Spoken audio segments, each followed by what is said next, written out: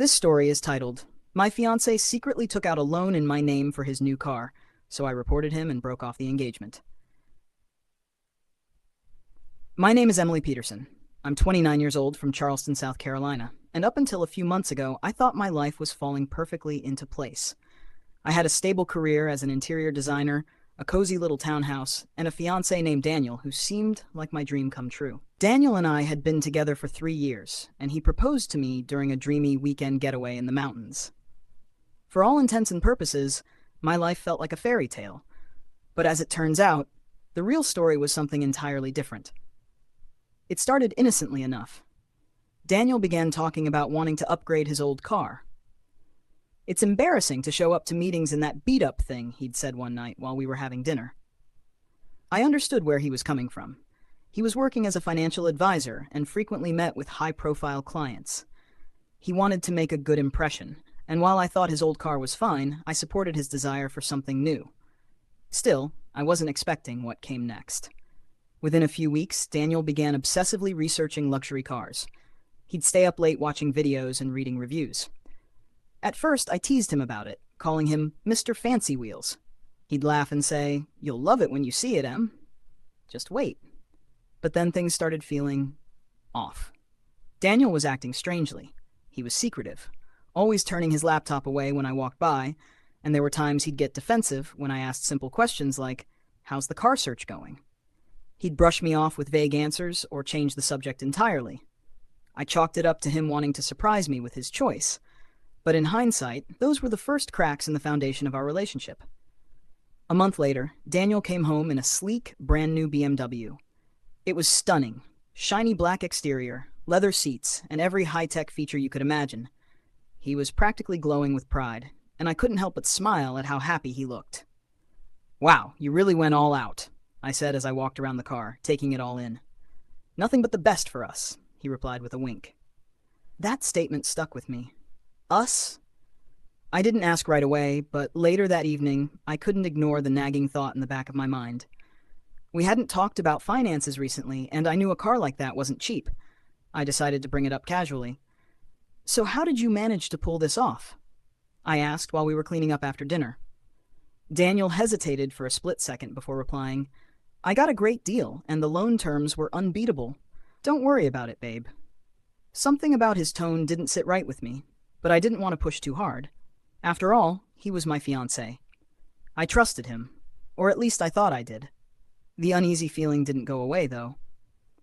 A few weeks passed, and that's when things began unraveling. One afternoon, I received a letter in the mail from a bank I didn't recognize. At first, I thought it was junk mail, but when I opened it, my heart nearly stopped. It was a loan statement, a massive loan. In my name.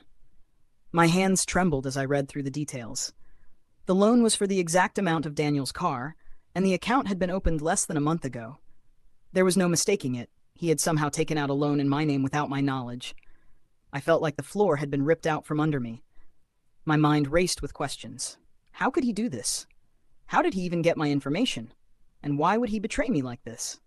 When Daniel came home that evening, I confronted him. I held the letter in my hand, my voice shaking with anger and disbelief. "Care to explain this, Daniel?" His face paled the moment he saw the envelope. "Emily, I can explain." "Explain what?" I snapped. "That you committed fraud? That you stole my identity to buy a car?" "It's not like that," he protested. "I didn't think it was a big deal. I was going to pay it off." "Not a big deal," I interrupted, my voice rising. "You forged my signature. You lied to me. How can you even say that?" Daniel's excuses came pouring out like a broken dam. He claimed he didn't qualify for the loan on his own, that he had no other choice, and that he did it for us. But nothing he said could justify what he'd done. I was furious, hurt, and heartbroken all at once. That night, I didn't sleep. I lay in bed, staring at the ceiling, replaying every moment of our relationship. Had I missed the signs? Was this the first time he'd done something like this? I felt like I didn't even know the man I was about to marry. The next morning, I made the hardest decision of my life. I reported him to the bank. I provided all the evidence I had, including the loan statement and proof that I hadn't authorized anything. It wasn't easy, but I knew I couldn't let him get away with what he'd done.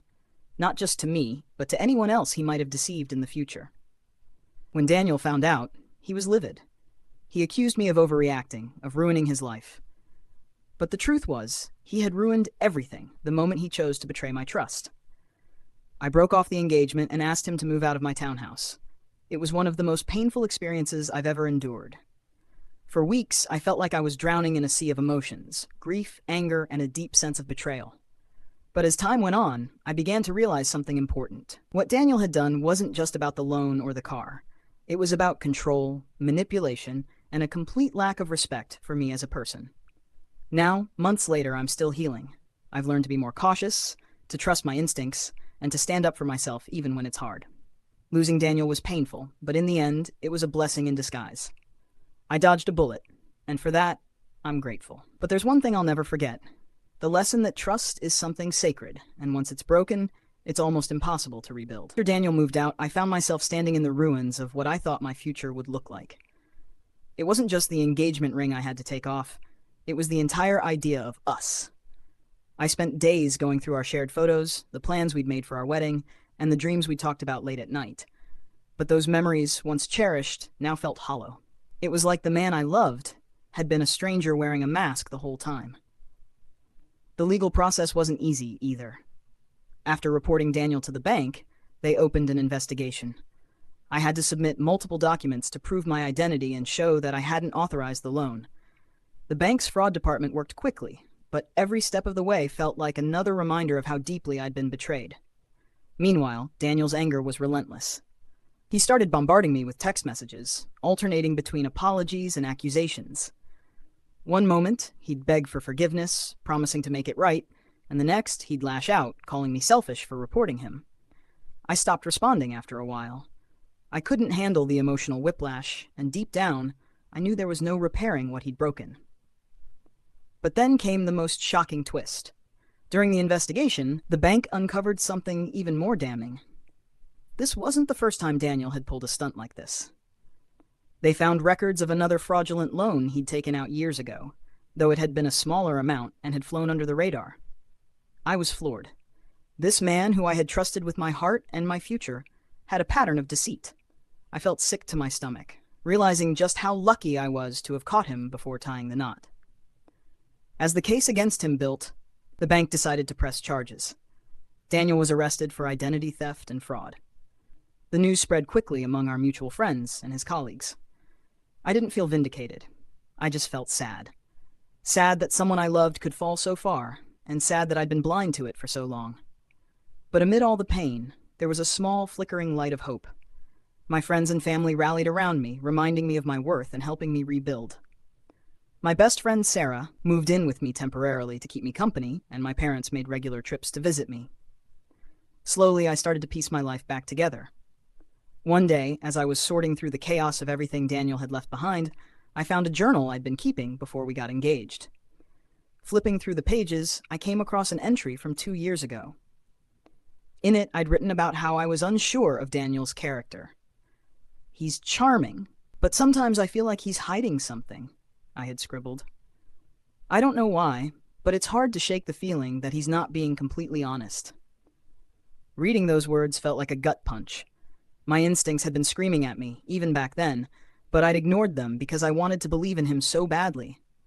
I promised myself that day to never silence my inner voice again. Months turned into a year, and I started to feel like myself again. Therapy helped me process the trauma, and my career as an interior designer flourished.